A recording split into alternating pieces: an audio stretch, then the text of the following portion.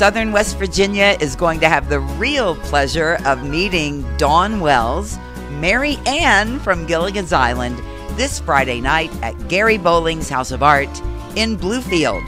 She'll be appearing at the Denver Foundation Christmas Wish Celebrity Auction. Dawn is a great friend of mine, one of my longtime friends, and she and I had a chance to catch up just a little bit this afternoon, and I want to share that with you.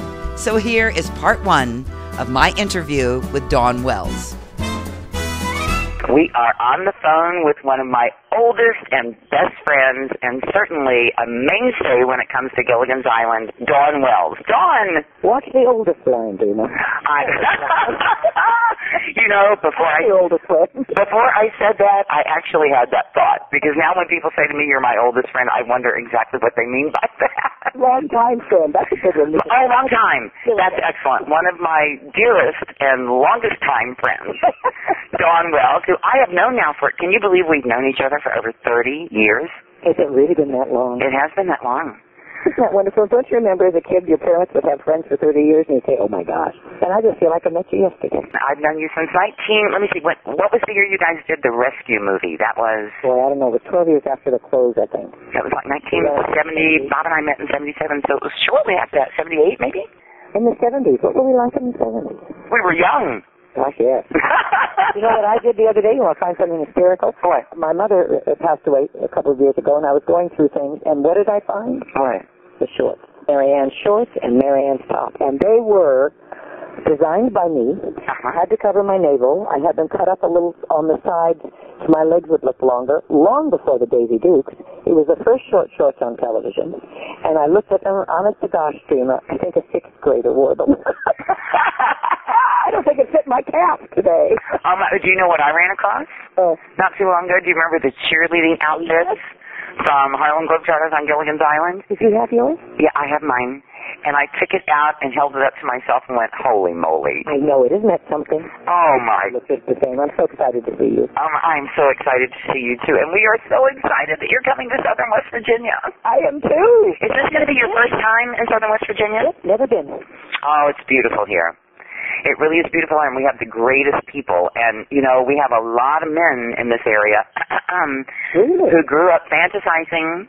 Yeah, but if they grew up fantasizing, they're way too young for me. If they were older and fantasizing, that's a different thing. Oh, I think we have all age ranges who fantasized about Mary Ann. Well, and you know what's so interesting? I just came from a big autograph show called Schiller in New Jersey, and the fans are so respectful and so polite, and I think it's because that's the people that you raised. Yeah. I mean, it's different than the 17-year-old today. Not that the 17-year-old isn't the same, but they aren't. They aren't the same. There's a respect for something. When they talk about Bob, when they talk about the show, and respect to me. It's really interesting. And the Mary Ann Ginger question is constant. Oh, I hear it all the time. You know, I do interviews a lot now, all over the country. I did 2 national interviews in Australia, which was pretty exciting. Oh, how fun. And, you know, they love Gilligan's Island down there. And so, in every interview I do, they bring that up, the ultimate dilemma, Ginger or Mary Ann, and Mary Ann wins hands down every time. I always say, I'm married to Mary Ann. I'm married to Mary Ann. And I had an experience last weekend. This was very funny. It's never happened to me. I was at a spa north of Los Angeles for 3 days.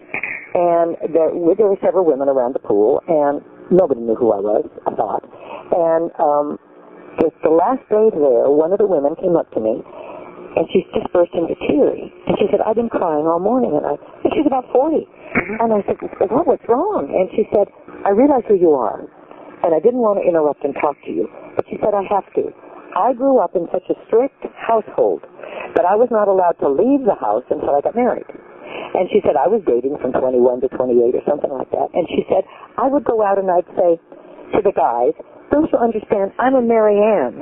I'm not a Ginger. Get your hands off of me. Don't try to take me to bed. Get to know me.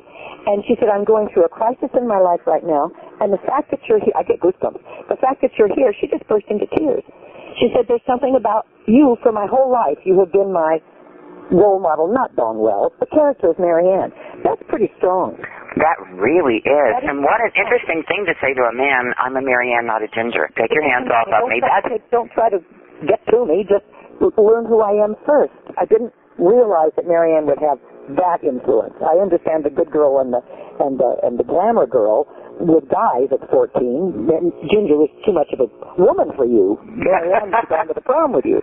But it never entered my mind that image was part of a girl's value system, which is fabulous. That is amazing. Don't you find that even all these years later, you still find, through the fans, interesting things that show brought to them that never crossed your mind?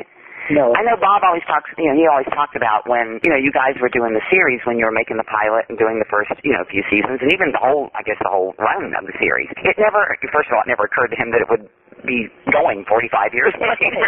But, no, that shocked him, but people, they would write the website and with their thoughts about what the show did for them. I know he used to get emails, and this happened frequently, from people who wrote to say that they had a really difficult childhood. They were molested or their parents drank or something in their childhood, and Gilligan's Island was their escape. Yes. He said when you guys were making that series, those kinds of things never occurred to him. Never occurred to you. I think that when it really, really hit me was when we lost Kirsten Howell, and we got flowers and cards that we lost a member of our family. Right. That even the seven misfits, so to speak, put together were a very strong family.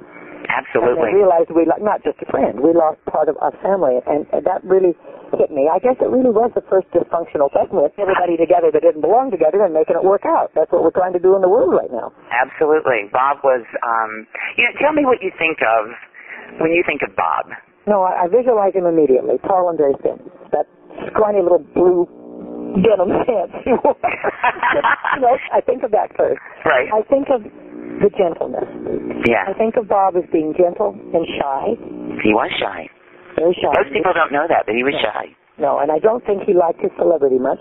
I think he accommodated his fans, but I think he would rather have just been appreciated for his work and not necessarily, he's not a braggart about any of it. I think of Bob as very kind, very private, a cute little sense of humor, but not overly so. Right. Not a jokester.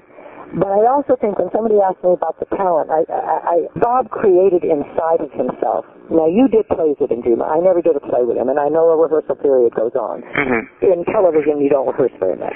I didn't rehearse at all. When that little scene happened, he didn't think, no, I wonder what Gilligan do. It just came out of him. It did. The child of Gilligan was inside of Bob. He never lost touch with the child inside himself, ever.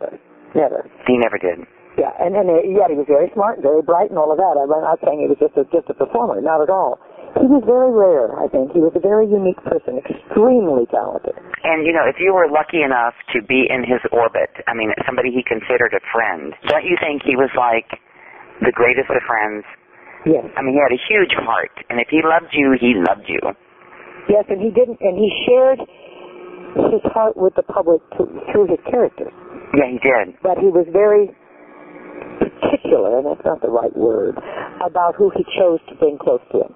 And I think because Bob was so genuine inside, that's all he wanted to see in you. If you weren't that genuine, good soul, he didn't want to be around you. And I know he fought, I don't know fought, but I'm sure he had some incidents with Sherwood about certain scripts and things and so on that goes on. I didn't see that business side of Bob. Right. I didn't see that. You did, of course, I'm sure, but I didn't see that. I just saw the creative, kind person, and I miss him not as much as you do, Dreama, but I miss him a lot, and I see him a lot in my head. Yeah. So I'll never lose that. I can tell you other actors I've worked with, done plays with, kind of remember who they are. Yeah, he was really an extraordinary. Of course, I would think this, obviously, because I spent so many years with him, but he was an extraordinary human being. His heart was huge, and I think what he showed me and those of us who knew him well as a father once we had Colin, I think that speaks volumes about who Bob was. Stay with Little Buddy Radio for part 2 of my interview with Dawn Wells. Same time, next hour.